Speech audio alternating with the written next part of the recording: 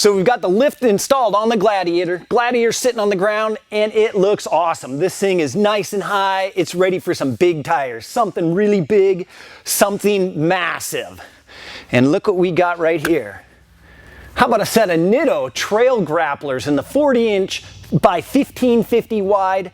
This is a massive tire. It's going to look awesome underneath this. We've got them wrapped around a set of ATX slab beadlocks. And one of the neatest things about beadlocks, you can do them yourself. So you can either get online or give us a call, order a wheel and tire package completely assembled. Everything's ready to go, including pre-programmed TPMS sensors and mounted and balanced.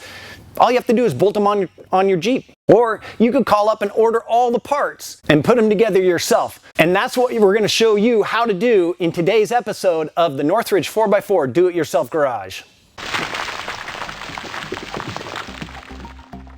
On a normal wheel, you have these lips on either side and the beads of the tire slide right in and uses air pressure to hold it in place. Now on a beadlock, we actually have this outer ring and the tire bead slides down in and the ring clamps the bead to the wheel. This allows you to run a lower tire pressure safely. We've got our beadlock wheel here. The first thing we need to do is remove this ring. Sensor. This is what tells your computer how much air pressure you have in the tire. We carry these in stock and we will pre-program them for your vehicle. Just let us know what you got. Gonna put just a little soapy water on the valve stem part, slide it through. Now we've got this fancy little tool here that's designed to pull valve stems through a wheel. And if you order your wheels, tires, and TPMS sensors from us, we can slip the sensors into the wheels for you. With our TPMS sensor in, now we just got to get the wheel into the tire. Now this is nothing but a little bit of water and some Dawn dishwashing liquid. You can use almost any sort of soapy mixture. You just want it nice and slippery. So we're going to go around this inner bead of the tire.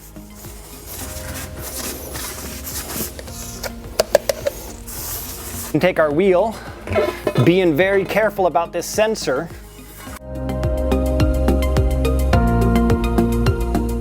So we've got the wheel setting on top of the 5-gallon bucket, and then the tire is just hanging on the wheel. Now each wheel and tire combination is going to be a little different, but we're going to start out doing the same thing. Take our soapy water and go all the way around this bead.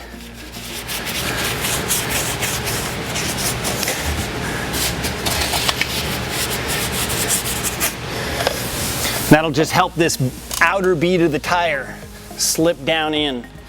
Now these are just a few of the beadlock bolts with a big washer.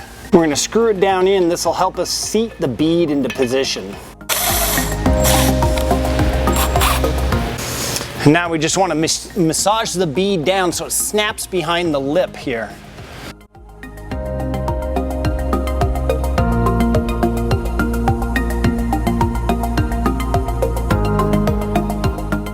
So now it's locked in, down in around that edge. We should be able to remove these. We'll take our soapy water again. Really douse this inner bead. And then now we'll set our ring in place. And that soapy water will help this ring and the bead kind of slide in against each other and get seated properly. We're then going to grab a little bit of anti-seize and our box of beadlock bolts. Then we'll start putting a little anti-seize on all these bolts and then run each one down just a couple threads to get started. So we're using anti-seize to keep these bolts nice and lubricated as they go down through the threaded inserts. And we don't want them rusting into this wheel. And so now the long, slow process of doing the same with all the bolts. And on the ATX wheels, we have 24 of them. Now if you get one that's a little tight, throw a ratchet on it and just slowly walk it in. Make sure the threads aren't crossed. We can run these all in by hand, but it's so much easier if we get the power tools out. But I'm going to give you a big caveat.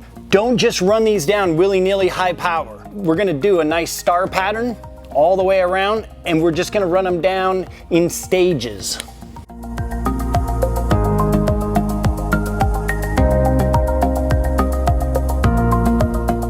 So we just keep going around and around, driving them down until they're all flush, but not super tight. Now with them all ran down tight and flush, we're going to take our torque wrench, we're going to set it to 24 foot-pounds and start torquing them down.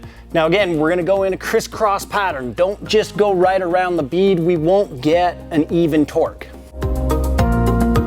We're just going to keep going around and around and around until they're all torqued down. And when you think you have them all torqued down, go around one more time and double check, make sure. This is one thing you do not want to have a problem with. Once we've got them all torqued down though, it's time to add some air.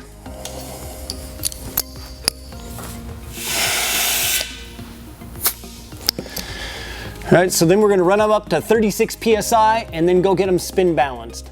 That's one thing you'll need to do if you're assembling your own bead locks at home, is take them down to the local tire shop, get them to spin balance them.